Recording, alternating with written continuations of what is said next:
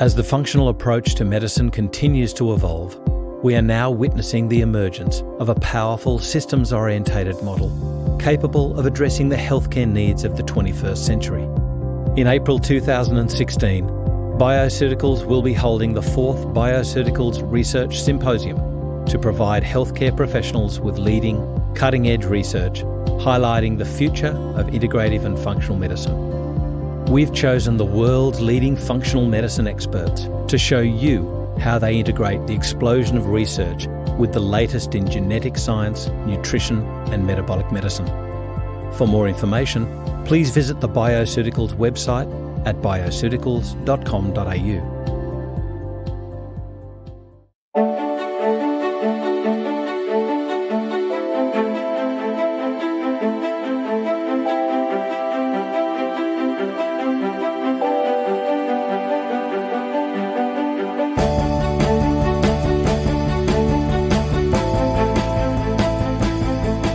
This is FX Medicine and I'm Andrew Whitfield Cook. And joining me in the studio today is Dr Bob Buist, a man of great renown and a mentor of mine over many, I'm going to say it, decades. Oh, goodness gracious, Andrew. And Bob did his PhD in medicinal biochem, is that right? Medicinal chemistry. Medicinal chemistry, that's right. It was drug research. But you expanded your horizons into natural medicine when you got sick. Didn't you? I did. Was it on a trek through the Himalayas, is that right? That's exactly right. I got amoebic dysentery. I saw this amazing charcoal-covered chicken in Dharan. Yeah. They just opened up the eastern border of Nepal. Yeah. And we were the first through. There was no hotels or anything. Anyway, we were hungry, and this charcoal chicken worked out to be flies that were on the cooked chicken. It was covered in black. So, of course, I'm munching away at this, and our alarm to get the bus the next morning was a candle. And when it got down to a certain amount, I thought, oh, well, I'll get up. And I was as sick as a dog. We got into Kathmandu, and I was vomiting and diarrhea, and I had amoebic dysentery. Wow. And it ended up I was bleeding from the bowel, and I lost in stone. I don't know what that is in kilogram, but it's about 4 stone in weight I lost. And I met a guy on the bus coming the other direction whose friend had just died from amoebic dysentery, bleeding at the bowel. So you can imagine how I was feeling. And so where was this where you arrived? This is when we... You were in Kathmandu, but where did you arrive when you sought help, basically? Oh, that was in Kathmandu. Between Dharan, I was very sick, and I went to the hospital, and they put me at the head of the queue, rasped me. There were all these people with their arms hanging off and legs that had been, cut off with various This implements. one we can rescue. And this one, yeah, so he was good. He put me through and put me on some metronidazole, some Flagyl, and all the rest of it. But I was as sick as a dog. So how did that open you up to nutritional medicine? It's a good question, because what it did, being in drug research, of course, it had a background that was very orthodox medicine, and we were doing pharmacology, and we were testing all of the drugs at Sydney Uni on dogs, and it just made me think when I got sick, and then I got to Turkey and got Giardia lamblia and the whole thing, and I was doing postdoc in New York State Health Department. And I was sick as a dog for about 18 months, enough for me to say, look, there must be another way, because I went to every doctor in the place and no one could help because I was, in a bit of a mess. So despite recurrent medical treatment, Yep. the offending agents kept on recurring. Exactly. So that got me into the library at New York State Health Department, and then I saw all these amazing studies that were going on that you never hear about. And that got me, when I got back to Australia, to get out of drug research and into nutritional medicine, so to speak. And that's how I ended up as a formulator and educator in nutritional medicine and complementary medicine and so on. So today we're going to be talking about ligands, mineral ligands, and it's an area which you enlightened me years ago about thinking outside of one or two different compounds. You started to get me thinking about, I use this for that, and I use a different, mineral ligand for another condition, and it broadened my horizons.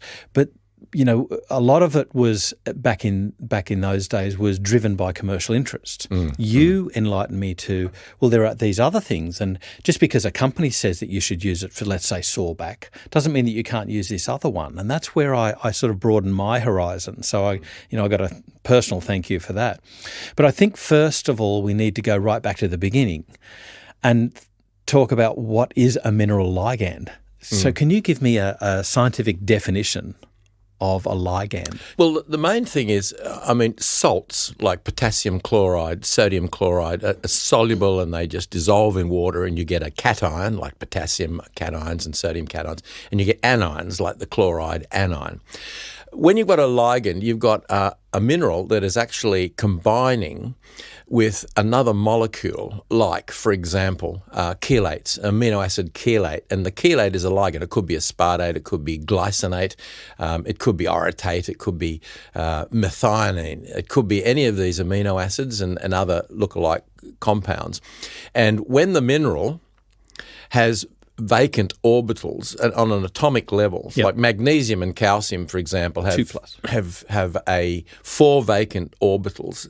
So that means when you bring an amino acid in, the nitrogen has 2 free electrons and the oxygen has 2 free electrons. So there's the 4. So they can plug in to the actual vacant orbitals on magnesium and calcium. So what you end up is with a chelate, which is a coordination compound, or in fact covalently bound, where the electrons from the other ligand or ligand from, in this case, an amino acid, but there's a lot of organic molecules that can be ligands.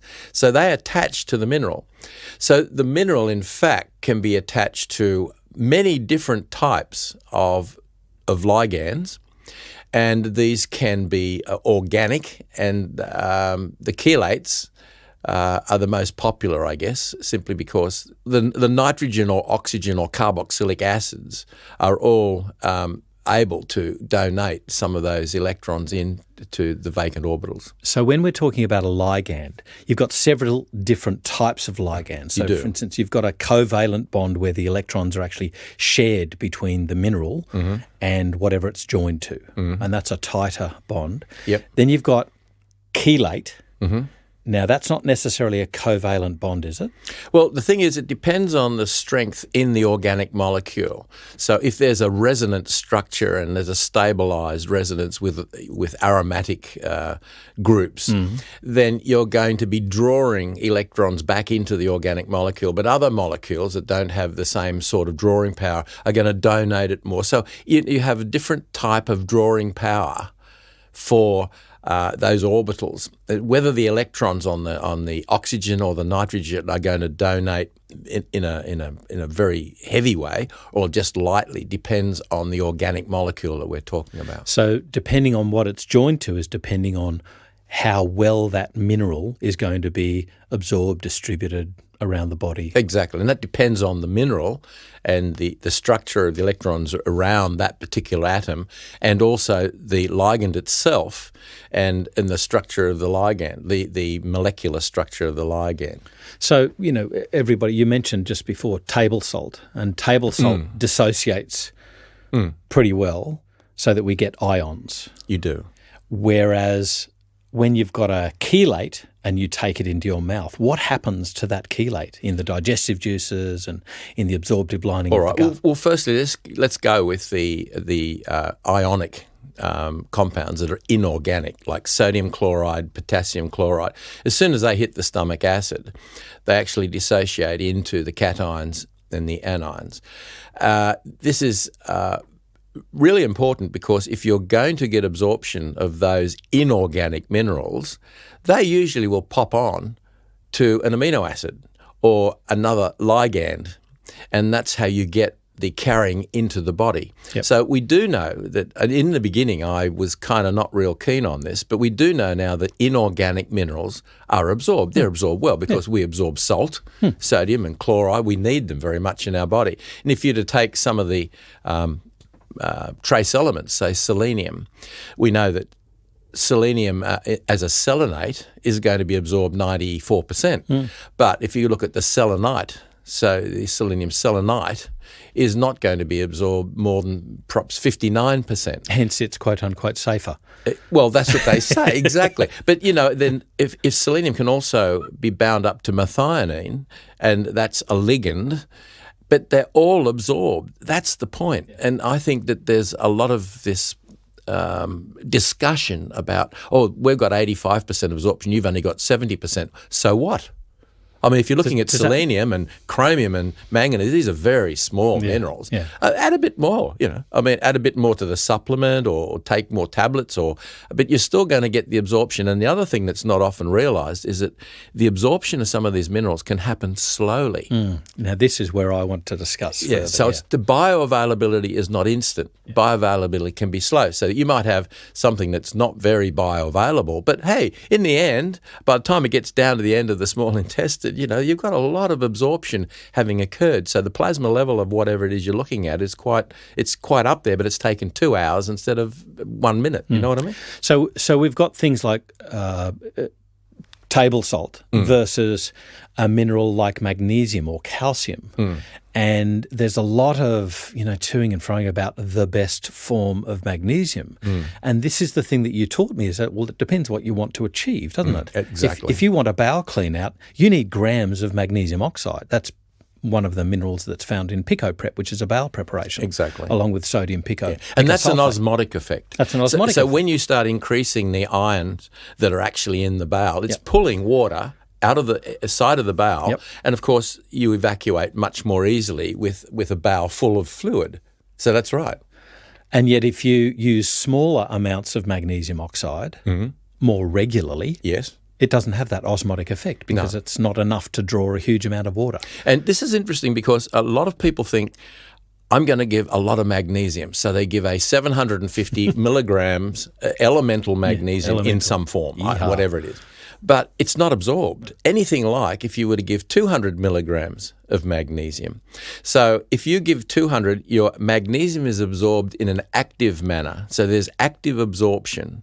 There's actually molecules that will actively take the magnesium across the various membranes and then pop them on to transport proteins in the blood and so on.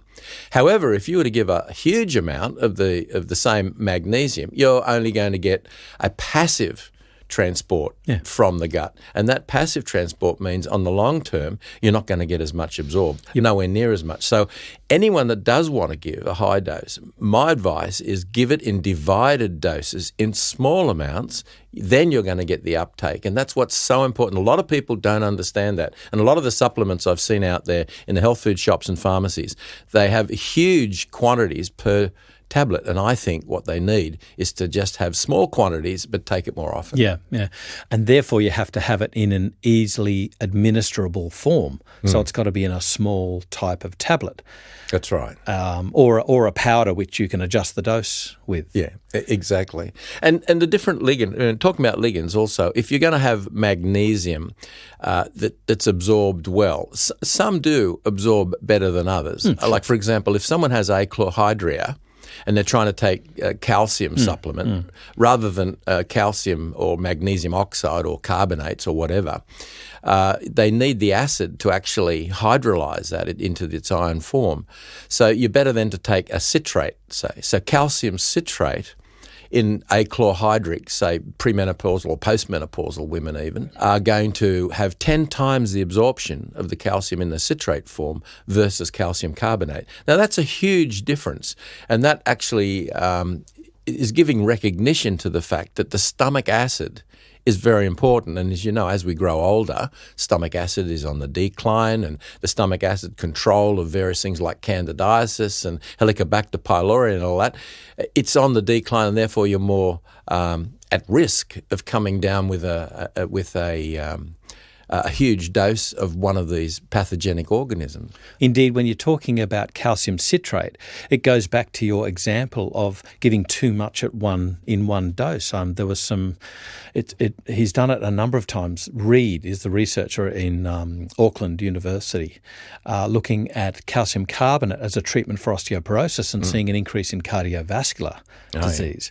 And they're sort of seeing this time and time again. But the offending agent was calcium citrate, which is better absorbed than carbonate. But they're giving huge doses. Yeah, and this is interesting because if you give a huge dose of calcium, and what we need in cardiovascular disease is to increase the magnesium and potassium level inside the cell. So the actual myocardial muscle has about 5,000 times as much magnesium inside the muscle as it does outside. And in fact, Magnesium throughout the body is an intracellular mineral, and it must be inside, not outside. And when potassium and magnesium are inside, and you've got calcium and sodium outside, then you've got this potential difference, and you've got a change, and you've got an ion flow, and that's the way that muscles work. That's the way that nerves work with sodium and potassium. Yep. So you've got to have this differential across the actual membranes itself.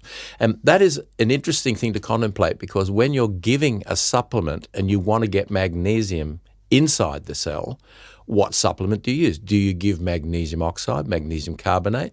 Well, that's when the ligand comes in. Right. Because when you've got mineral transporters, such as orotates, magnesium orotate is a mineral transporter. Magnesium aspartate is a mineral transporter. So that's going to actually take the mineral inside the cell. And this research is being done by the late Hans Nieper in the Silbersee Clinic in Germany. And I had a lot of his papers translated, and it was quite interesting to show that you could actually get the magnesium inside the cell, but it didn't just stop there. And this is what was interesting. If you were to take orotic acid as the form of magnesium orotate, the actual orotic acid itself that delivers the magnesium inside the cells of the myocardium and other parts of the body and the muscles actually goes to the liver and starts stimulating the production of uridine monophosphate. Uridine monophosphate is then converted through to cytidine monophosphate and then to thymidine monophosphate. These are all the nucleic acids that are necessary for the RNA that is manufactured and used in the myocardial protein in the muscle. So what's happening is if you have an infarct, or if you have some sort of damage to the muscle, or you might even have a thinning of the left ventricle, and you want to make more muscle in the heart, you want to repair the heart, then the orotic acid part of the magnesium orotate is starting to kickstart all of the machinery inside the heart that's going to manufacture more heart muscle. Now, this is fascinating, because this is the reason why magnesium oxide and magnesium carbonate is different to magnesium orotate. Yeah. So it's a double whammy, and it's a dual action. Not only do you get the magnesium in with magnesium orotate, but you also are able to manufacture more of the RNA in the myocardial protein. So it's like a rescue synthesis pathway. It is, yeah, which is fascinating. What was interesting to me is the research that Professor Frank Rosenfeld and, forgive me if I say his first name wrong, Salvatore, Pepe, there are others, using magnesium orotate. And not only is it a fixing agent, as you've discussed, but the orotic acid enables a stressed heart muscle to function in a lower oxygen environment, i.e. heart failure, heart surgery, that sort of thing. And you know why that happens? Because the orotates themselves are able to move through the pentose pathway. Now, the pentose pathway is an anaerobic pathway. It doesn't require oxygen. So it's not in the mitochondria. This is in the cytoplasm. So the orotic acid is stimulating the pentose shunt, or the pentose pathway. And this is how we can actually get more ATP without oxygen. So when you've got an anoxic heart, in other words, it's not utilising the oxygen for whatever reason, because you've had a blockage in one of the main vessels and so on, and you end up you'll get necrotic areas within that heart. This is going to be very helpful, because you're actually manufacturing the ATP without oxygen. And in this respect, can I just talk about aspartate? Magnesium aspartate, particularly potassium and magnesium aspartate. You know, I've been interested in combining potassium aspartate, magnesium aspartate with magnesium orotate. That is an absolute magic combination. It's been around for 20 or 30 years, and it's still the number one supplement as far as I'm concerned. Well, the magnesium aspartate not only gets magnesium into the cells, but the aspartic acid, or the aspartate, which is the ligand that we're talking about, is going to go further and increase the energy aerobically in the mitochondria. So the mitochondria that are working, so it's not like there's no oxygen, it's going to increase the ability of the heart to utilise the oxygen that's there. That's there, yeah. And in fact, if you were to take oxygen out, if you take a heart from an animal and you suspend it in a buffer, and you take the oxygen out, but you put potassium magnesium aspartate in, it's going to beat, instead of like for 40 seconds, it'll beat for 240 seconds, just with the influence of the aspartate, which is generating more. Aspartic acid is going to be metabolized through to ATP.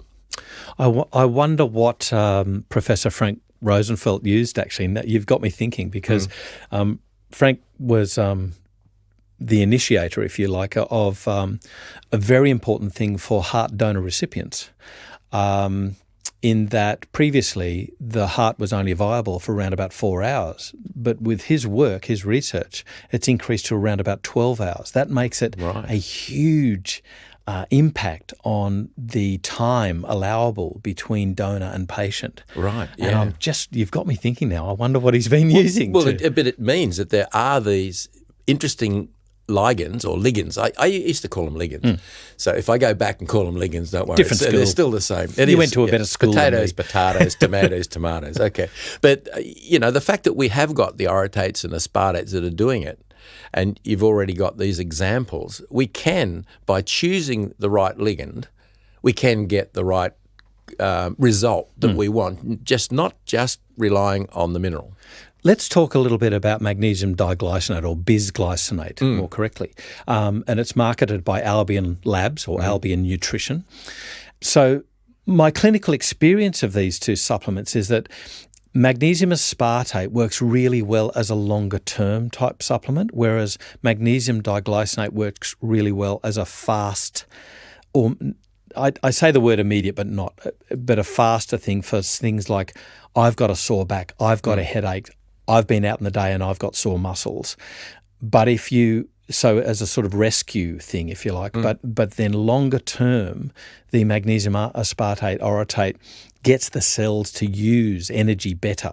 Yeah. Would you use that in that context? Well, I think you're right in one respect. I mean, the aspartate, as I've already pointed out, is going to make the cells more efficient at utilising the oxygen that's there, making the mitochondria more efficient. But that takes time, yeah? It does take time, but not that much time. But the glycinate is a small molecule, and it's an amino acid. Glycine is a very small simplest amino acid, yeah. One of the smallest, exactly.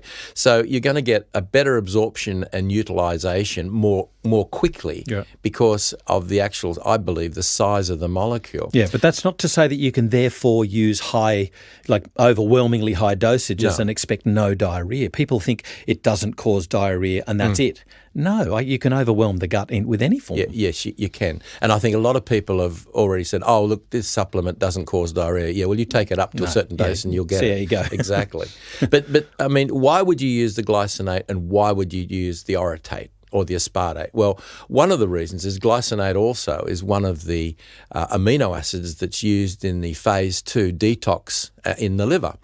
So if you have a liver problem and someone that needs magnesium, you'd give magnesium glycinate. And as you said, if you wanted to get a quick effect and you wanted to really ramp the actual magnesium up to a high level, then stoichiometrically, if you look at the actual molecule of magnesium glycinate per full molecule, there's more magnesium than there is in magnesium aspartate, which the aspartate takes up a lot of the room. Huge molecule, yeah. So if you want to get magnesium in and therefore increase the blood level of magnesium, so the body will naturally take the magnesium that's in the body and utilise it the way that it wants, then, the magnesium glycinate is the one that I would recommend. So, I mean, it's like horses for courses. Absolutely, yeah.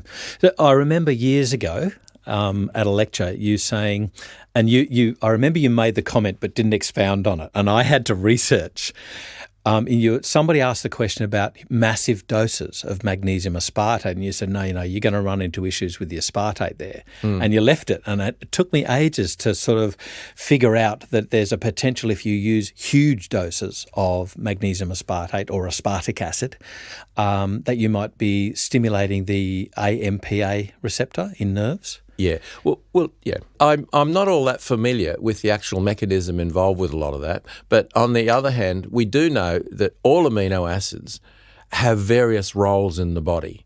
some of them are to make insulin. Some of them are converted into thyroid hormone. Some of them, so every little action, when you start separating an amino acid and giving it therapeutically, you have to think, well, wait a minute, I want this to be working on the heart, or I want this to be working on the liver, but hello, what else it's going to work on a whole lot of other. And this is where we get the confusion with pharmacology and nutrition and biochemistry, and I've been harping on this now for 30 years.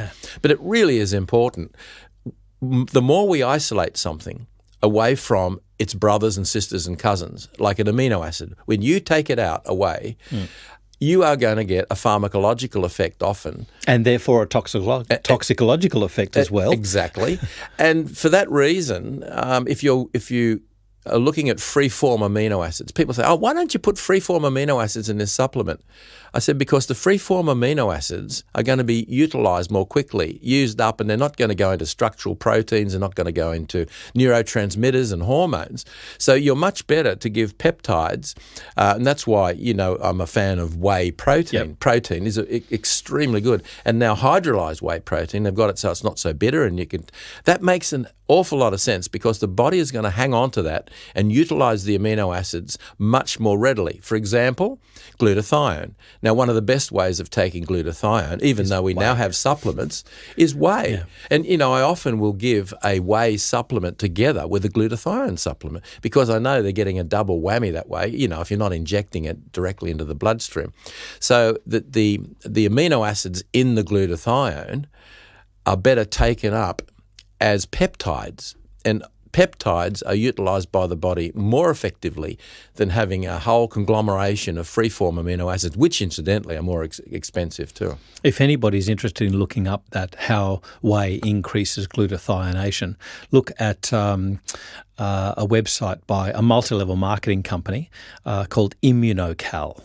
They're the people that did I think it was the initial research on improving glutathione status. But you can also bring it up with things like lipoic acid and N-acetylcysteine and things like that as well. But I find, particularly with certain groups of patients, we won't talk about them here, but particularly with certain groups of patients that might have nutritional deficit, whey is actually a brilliant food as well. Absolutely. And this is why I really like using whey. The other thing, of course, is that whey is not milk.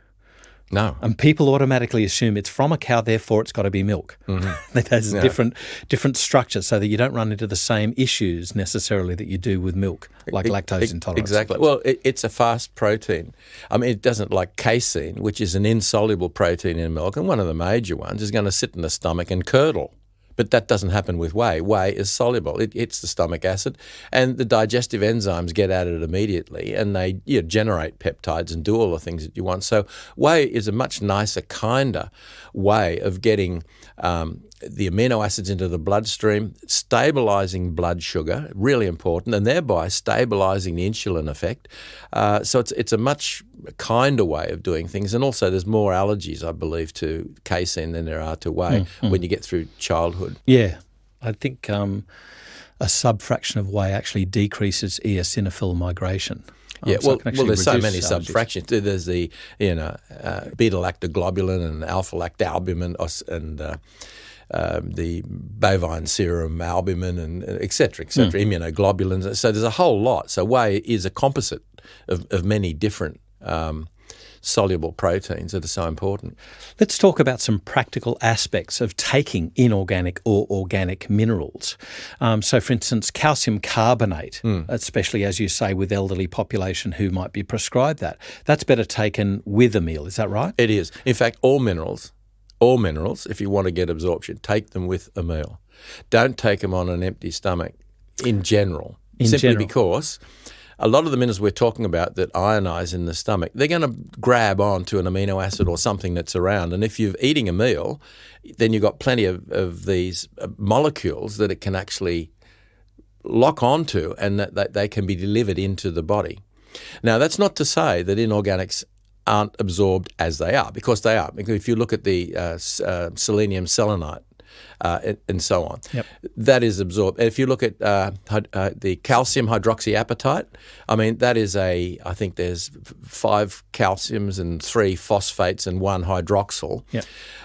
This is an inorganic, but we know that it's going to increase calcium and so on. So it's not that every inorganic mineral has to be hydrolyzed and form onto a ligand. So, for instance, calcium citrate Yep. is better absorbed on an empty stomach Yes. versus calcium carbonate better absorbed with a meal. Exactly. But I remember iron. I remember looking this up in Martindale's. Iron is constantly being prescribed to be taken with a meal, and yet that decreases absorption and causes, with the premise that on the hope that it's going to reduce nausea and constipation. But indeed, if you look in Martindale's, it said take it on an empty stomach with some form of acid, like some lemon juice. Yeah. Well, I'm not sure I agree with that. Yeah. But that's just my own personal understanding. I think of maybe iron. we should look at different ligands. Well, I think that's absolutely true, and I know that when you have an organic form of iron, when it's associated with some beetroot ligand or something like that, or lactate in a certain racemic form, you will get better absorption, I think, than taking iron sulphate. And in fact, iron sulphate is going to cause irritation, inflammation, and all sorts of problems with the bowel.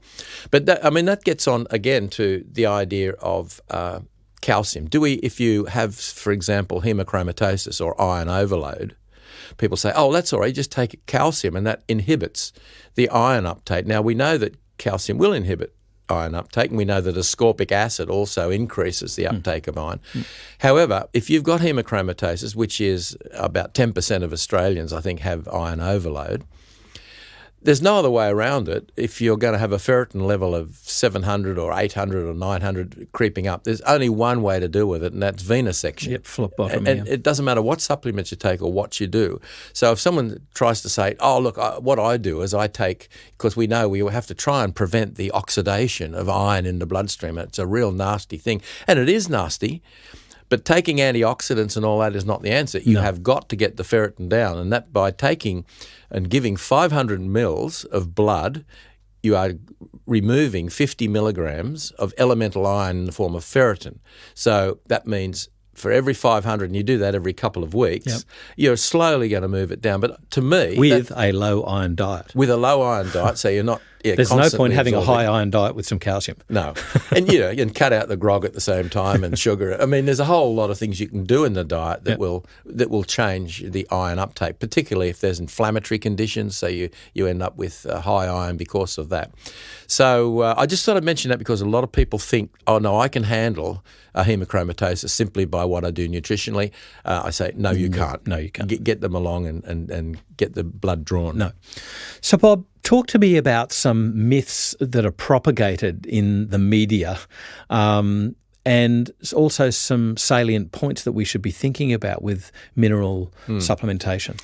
Well, one of the classics is if you end up as a renal calculi former and you get multiple kidney stones, so to speak, they say, oh, you better lay off the calcium because, you get these calcium oxalates and calcium phosphates, and there's many different types of kidney stones, though mainly they're oxalates and phosphates.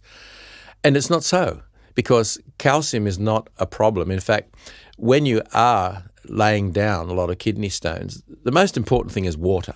You've got to hydrate well to keep the kidneys moving. Add to that magnesium and potassium. They're really important, but then so is calcium. So all of these minerals are really important to have in the equation. And calcium citrate makes sense. And in fact, they have found that if you take calcium citrate and you're a renal stone former, you get a reduction in the stone forming over a period of several years.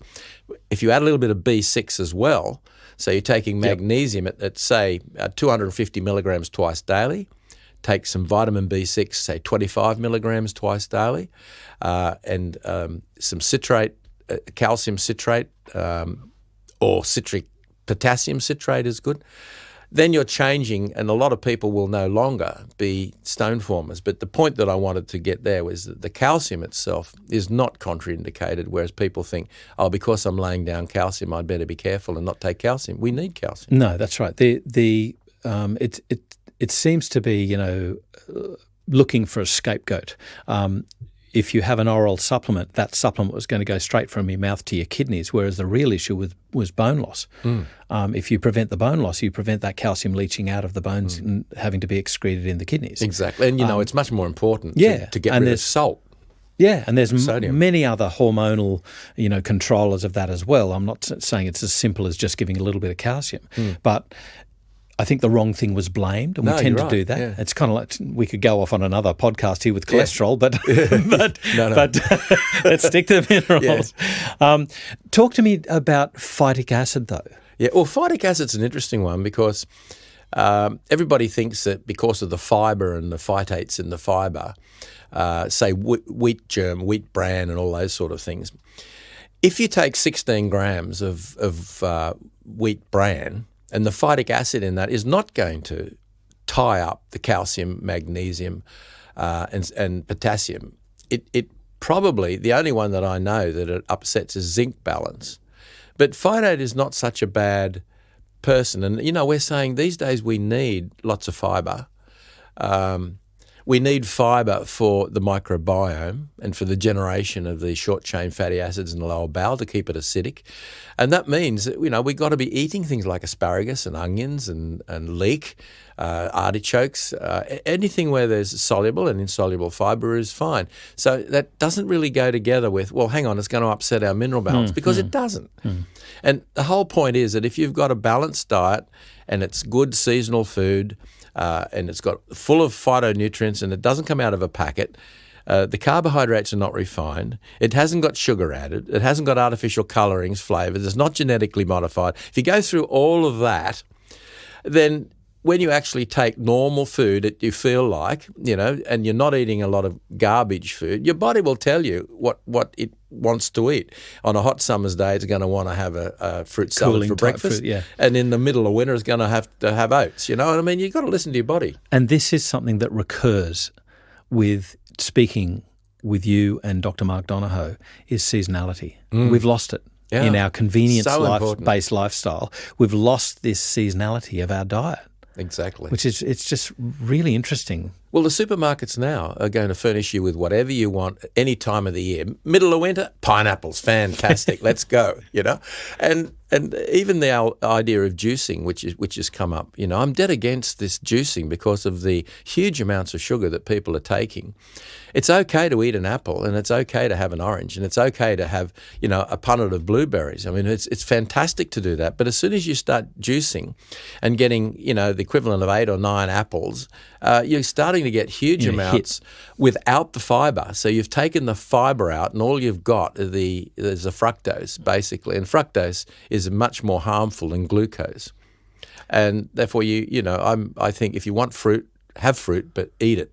Yeah, absolutely. And berries especially. But even, if you attack the berries, even berries with the certain berries with sorbitol and things like that, you can even do yourself a disharm if you have too much of them in one hit. Well, you can have too much of anything. Exactly. I mean, if a little's good, more is not necessarily better for you. And we just discussed that, I think, with the way in which we take minerals.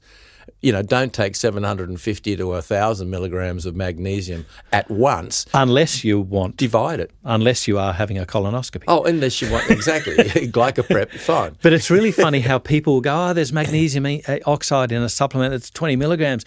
Oh, no, it's going to give a bowel clean. No. It's nonsensical. And yet people have this light switch mentality. It's on or off rather than dose response. But the same happened with tablets that had lactose in it, 20 milligrams. 50 milligrams of lactose. And we know that, you can have grams of lactose even if you're lactose intolerant. So, people get the wrong end of the stick sometimes. Can you take our listeners through a little bit about calcium and magnesium balance? Because there's this perpetuating premise of the 2-to-1 calcium to magnesium ratio. I've never ever found that in any food. No, and I've never found it in any literature. When it's a normal ratio, it's in the cell, right? It's in the cell, and the body knows how to handle. And as long as we don't go overboard. Now, if you were to take huge quantities like 5 grams of magnesium or 5 grams of calcium and hardly any of the other, then yes, you'll have problems. But whenever you've got say 1.5 grams of calcium and 600 milligrams of magnesium a day, you're not going to have any problems with imbalance. But when you get down to some of the smaller trace elements and things, yes, you can have a problem. For example, if you've got a huge copper intake, from drinking hot water out of the hot water system, or from having food sources of copper, and you haven't got any zinc to balance it, you could have a 5-to-1 copper to zinc ratio. This is very harmful for you, whereas what we need is a 10-to-1 zinc to copper ratio. The zinc must be higher than the copper. Yep. So then it comes in. So when it comes to trace elements, yes, but when it comes to some of the basic minerals such as calcium and magnesium, with potassium we need to be careful of just the amount. I mean, too much potassium. I mean, if you take potassium instead of sodium chloride, you have potassium chloride, and you have to be fairly careful not to go too high in potassium that isn't balanced with sodium. And that's the whole point, even with hypertension. I mean, people say, I can't take any sodium because I'm sodium sensitive. But if you have the potassium balancing the sodium, it's not too bad. So by having them together, the sodium chloride and potassium chloride, it makes a lot of sense. You mentioned trace minerals before, and there's some minerals that are very hard to assay. We don't have agreed methods of measurement. And this can lead to issues, particularly when you get pieces of research published and taken up by media. It was a paper talking about a particular form of chromium, and then it was transposed onto chromium supplements that are available in the market. But the type of chromium that they used in the paper was totally different. It was chromium propionate, which is easily oxidized to a really bad form of chromium, the chromium-6. Yep. And yet we use the chromium-3 very often, either in chromic chloride, which is the poor sister, or better absorbed either in the chromium when it's joined to B3 or picolinate. Yes. Talk to our listeners take us through this quandary and how myths are perpetuated. Yeah, well, it's right that you say that the chromium-6, is not the form that you want. And often you'll get the media picking out a bad reaction that happened from chromium, and we need to be very careful. Or you're in a mine and miners are sniffing something, and if you're taking it in through the lung, it's obviously different, to having it in food and so on. So there is a lot of confusion by the media. But I think that a lot of companies now are very aware of that. And when you talk about the natural form of chromium, you think of glucose tolerance factor, and that is chromium with the ligands niacin or nicotinic acid, which is a natural form, and that's the way that we should. And if not, then picolinic acid is also another good one. So it's not a problem for people that are in the know. It's only a problem when people read the newspapers and find that they're confusing not only the form, like chromium-6, but also the amounts. I mean, you can handle a certain amount of a very small amount of something, but if you have a huge amount, it's actually quite toxic. And when it comes to toxic minerals, it's really interesting to note that some of the systems in our body that work so effectively, like in digestion, if we want to digest, we got carboxypeptidase A. Now that contains zinc in the middle. We have hemoglobin that contains iron in the middle. So we have a lot of coordination complexes that are dependent on these trace elements. As soon as we're leaded or mercury or arsenic or copper or some of these in huge amounts, they actually replace some of these really important trace elements. And when they replace them, those particular functions that were being carried out in the body naturally, they lock down. And that is a huge problem. And this is why it's so important to actually help detoxification. And you can detoxify, and I'm sure we've talked many times on detoxification. I won't go into it now. But it is important to understand that the trace elements have to be unencumbered with all these other toxins that are around, that are in the air, in the water, in our food supply, that we can be contaminated with, that can replace those. For example, in glutathione peroxidase, we need selenium. So, these are absolutely critical. And without those trace elements, if the toxic minerals come in, we can have some huge problems, and that's why it's important to recognise it. This is why it's so essential to have nutrient-dense, calorie-poor foods in our diet. Exactly. To get all these minerals so that we can run these enzyme systems to help detoxify our bodies. Yeah, and like we said before, seasonally we have foods that generate a different combination of trace elements, vitamins, minerals, and so on. So if you sweat in the summer and you eat the fruits and things of the summer, it's going to give you back what you've sweated out. And in the winter, you want to hang on to things, and you need different sorts of minerals. And you need to eat, tubers and things that are below the ground, not above the ground. So, nature knows best, basically.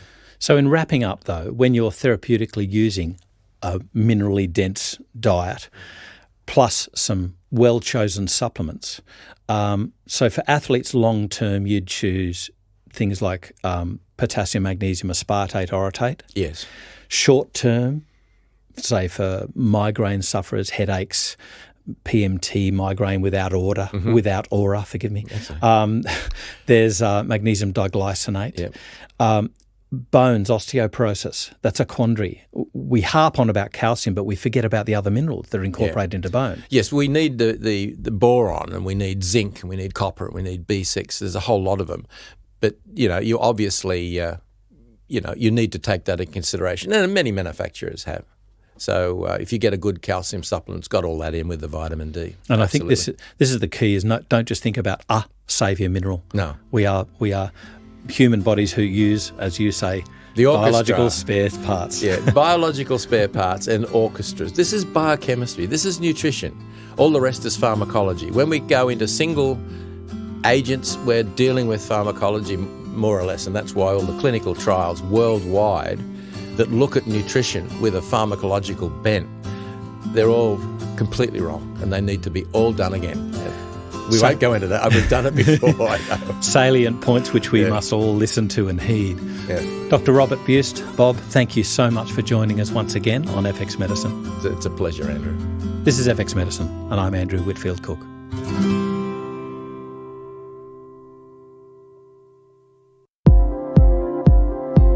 This is Andrew from FX Medicine. We thank you so much for your support over the last 2 years. We'd really love to remain clinically relevant to your practice. So if you know of an expert in some area, please let us know. You can contact us on fxmedicine.com.au, Facebook or Twitter.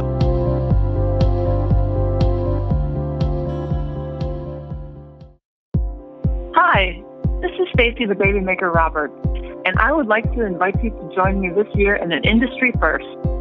I have put together more than a decade of my clinical experience into developing the first online mentoring program that deals with the ever-growing area of natural fertility.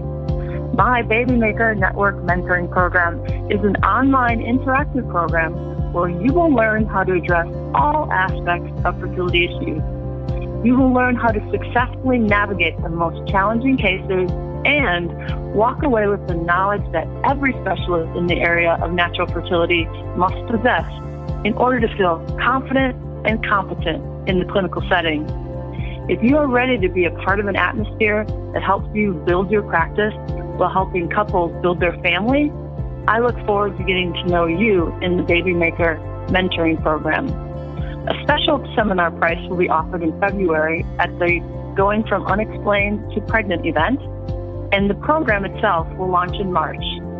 Please go to bioceuticals.com.au and click on the Education tab for more information and to register.